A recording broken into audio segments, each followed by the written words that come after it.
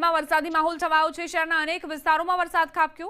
Ahmedabad airport વિસ્તારમાં વરસાદ વરસ્યો છે। હવામાન વિભાગની આગાહી। અમદાવાદ શહેરમાં સામાન્યથી મધ્યમ વરસાદની આગાહી હવામાન વિભાગે કરી છે।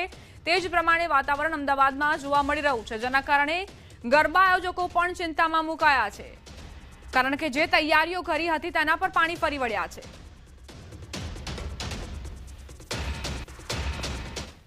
વહેલી સવારથી જ વરસાદી માહોલ જામ્યો છે। અનેક વિસ્તારમાં વરસાદી માહોલ સાથે સામાન્યથી મધ્યમ વરસાદ વરસી રહ્યો છે। હવામાન વિભાગ દ્વારા આગાહી કરવામાં આવી છે કે અમદાવાદ શહેરમાં આગામી 24 કલાક સામાન્યથી મધ્યમ વરસાદ રહેશે, પરંતુ આગામી 5 દિવસ સુધી અમદાવાદ શહેરમાં વરસાદી માહોલ સાથે સામાન્યથી મધ્યમ વરસાદની આગાહી કરવામાં આવી છે।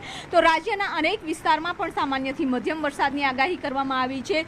સુરત અને ભરૂચ જિલ્લામાં ભારે વરસાદની આગાહી કરવામાં આવી છે। એટલે કે દક્ષિણ ગુજરાત, સૌરાષ્ટ્ર અને પૂર્વ મધ્ય ગુજરાતમાં સામાન્યથી મધ્યમ વરસાદની આગાહી છે। તો ઉત્તર ગુજરાત અને કચ્છનો જે વિસ્તાર છે કે જ્યાં ચોમાસું વિદાય લઈ રહ્યું છે, એટલે કે અત્યારે પરિસ્થિતિ બે પ્રકારે જોવા મળી રહી છે ગુજરાતમાં, કે એક તરફ વિદાય અને બીજી તરફ વરસાદી માહોલ।